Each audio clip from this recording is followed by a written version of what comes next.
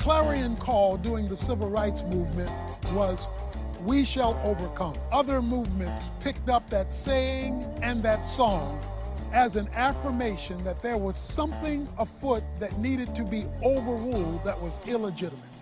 Well, that's not merely a social construct. It really comes from Scripture.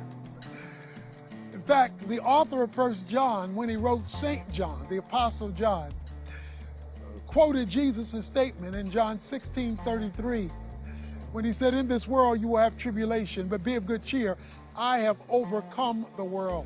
The Greek word is nikeo, which means to prevail over.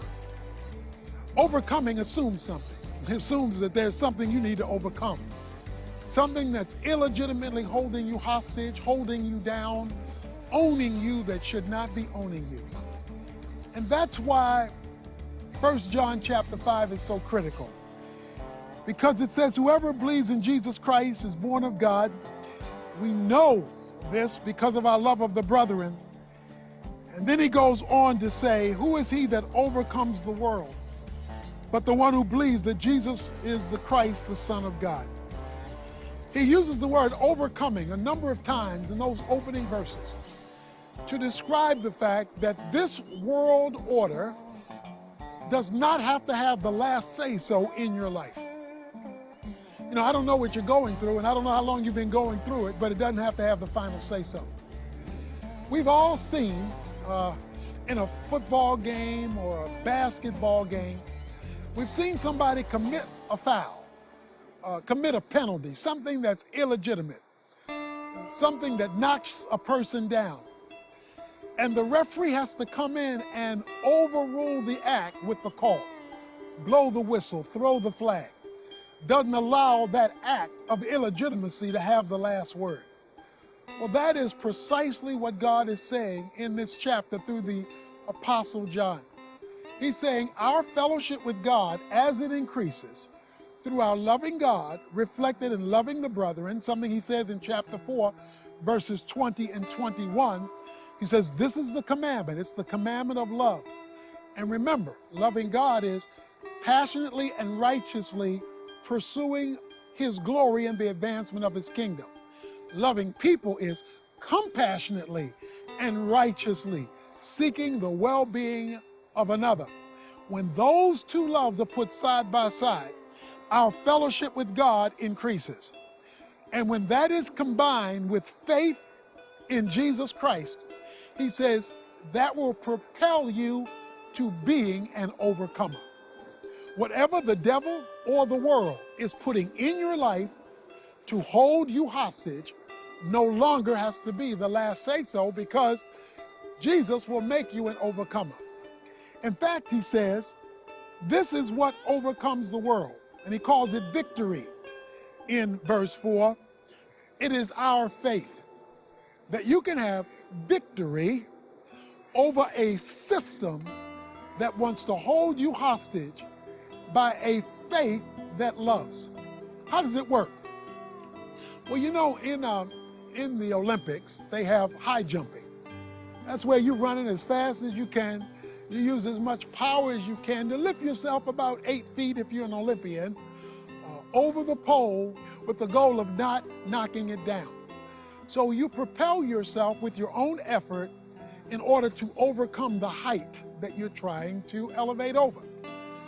But a pole jumper is different than a high jumper. A high jumper is dependent only on their own capacity, but not a pole jumper. A pole jumper has a pole, he places it in the pit, he leans on it to be propelled. A high jumper will give you 8 feet.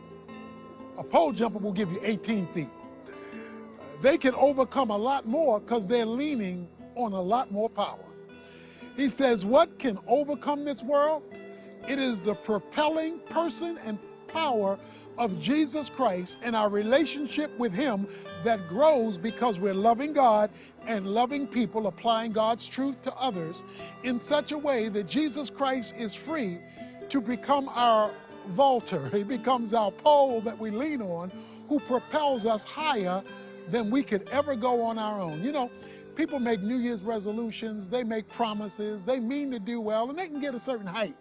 But they can't get to where they want to go and become an overcomer because they're not leaning on the faith that Jesus Christ utilizes to propel us higher than we could ever go on our own.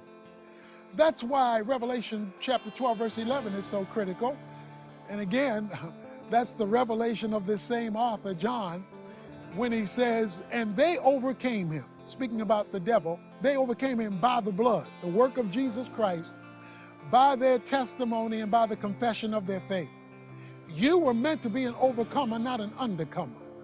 You're not meant to lose, you're meant to win. But that means that you're going to have something in your life that you have to overcome. There are going to be challenges. Don't let anybody tell you walking with Jesus Christ means your problems disappear. Sometimes walking with Jesus Christ means you haven't even seen the amount of problems you can face yet. But what it does mean is that you will have the privilege and the opportunity of seeing what it looks like when God becomes the overruler in your life. And when he does, he becomes more real to you than he ever was before. He says, and you'll get a witness, you'll get a testimony, you know?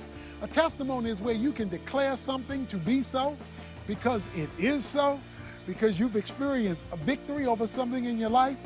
He says you will be able to testify, and you have a threefold witness, he says in verse 7. The Spirit and God and Jesus. That's a Trinitarian testimony. Because out of the mouths of two or three witnesses, things are confirmed. You get the whole kit and caboodle. The whole Trinity will join together to declare your victory for you. And he says, this is the testimony that Jesus is the Christ, down to verse 12. You were made to be a winner. But if you're made to be a winner, that's something you got to win over. There's going to be attacks. There's going to be a world system that tries to oppress you and draw you away from God. It doesn't have to have the last say. You are an overcomer. You know, a lot of people watch professional wrestling.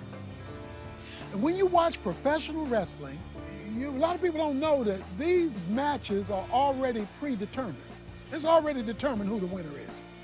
Before they ever enter the ring, we know who the winner is. But that doesn't mean they won't be in a fight.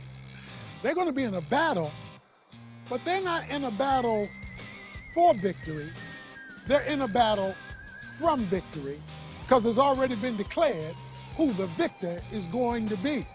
But they have to go through the process of the battle to be able to declare the victory. Jesus Christ has already proclaimed, you are victor. You are the overcomer. He's going to let you go through the battle so that when he holds up your hand and declares you to be the victor, you've victoriously gone through the process, which has only confirmed what he said before you ever got in the ring. You're an overcomer. Know that, believe that, live that, and then testify when God pulls up your hand and says, victory is yours.